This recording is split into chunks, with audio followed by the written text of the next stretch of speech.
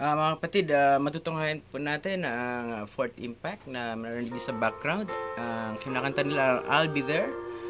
Ah, ito po ang pinakamagandang kantang ginawa nila sa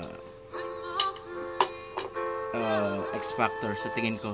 Sapagkat dito sa kantang to ay naipapakita nila ang kanilang voice talent talaga at yung quality ng kanilang tinig, di ba? Kasi mga Beyonce song na ginawa nila ay parang hindi pa natin nakikita ang mga individual talents nila.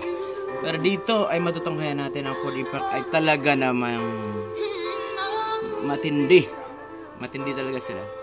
Maganda ang kanilang teamwork. Kumbaga sa isang team, di ba? Okay. Mga kapatid, ang narinig sa background ay ang live po yan ng X Factor, okay? Ang Fourth Impact Sisters ng Philippines, okay? So, sana nga sila na nga ang